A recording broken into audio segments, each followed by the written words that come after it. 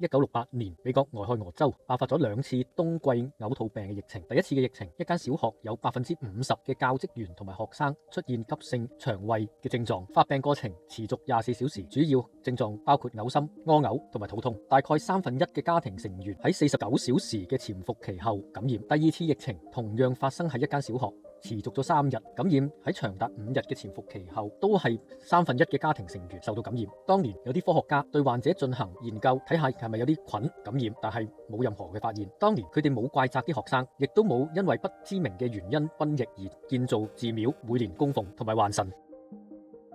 科學嘅本質就係觀察。幾年之後，1972年，Kapickian喺實驗室花咗2年時間，利用電子顯微鏡嘅技術，喺美國俄亥俄州諾沃克市爆發嘅疫情中，從糞便濾液發現一種27納米嘅粒粒。研究團隊亦都發現，有啲患者對呢一種27納米嘅病毒粒產生抗體反應。嗰次係第一次被確認病毒能夠引致人類患上腸胃炎。嗰隻病毒後來命名為諾沃克病毒，因為首次大規模嘅疫情喺1968年發生喺美國嘅諾沃克市。咁多年嚟，冇人認為係污名化諾沃克市嘅。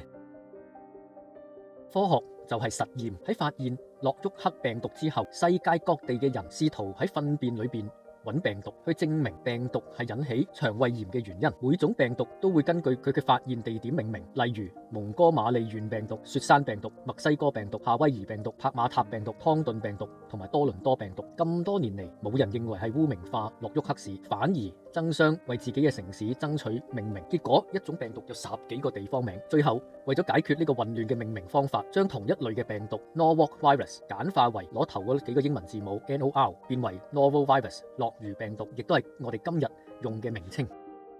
科學就係關心我哋嘅世界。一方面，有啲人繼續深入研究諾如病毒，去檢驗嗰隻病毒嘅複製、生命週期、傳播同埋流行病學。所以我哋之後先會知道諾如病毒係冬季主要，佢係病毒，唔係細菌。另一方面，電子顯微鏡嘅技術喺發現諾如病毒嘅同時，亦都被用嚟發現70納米鱗狀病毒同埋肝炎病毒。乙型肝炎最初被命名為澳洲抗原，都係因為由於初時喺澳洲人身上揾到病毒。大英百科全書同埋香港教育局話，科學係透過有系統嘅觀察同埋實驗去了解世界發生嘅事件同埋現象。中國喺100幾年前已經喺度講蔡先生，即係 science， 用科學嚟強化國家。中國喺1949年成立中國科學院，使命係與科學共進，與祖國同行，以國家富強。100年後嘅今日，有幾多人明白科學係啲咩嚟嘅呢？又有幾多人真正相信科學？定係中文作文，例如諾如病毒、回南天、天氣潮濕，令細菌容易傳播？如果你想知道科學係啲咩嚟嘅，可以翻去睇翻我之前嘅影片。陳仔用6分鐘簡單為大家介紹科學是什麼。建議閱讀喺2000年諾如病毒嘅發現者 Kapickian 喺30年後受邀請撰寫另一篇文章，關於發現諾如病毒嘅歷史故事。陳仔為咗準備諾如病毒，翻睇咗20幾份參考資料。如果大家覺得呢個題目有趣或者有用，請 CLS 留言點讚分享，多謝。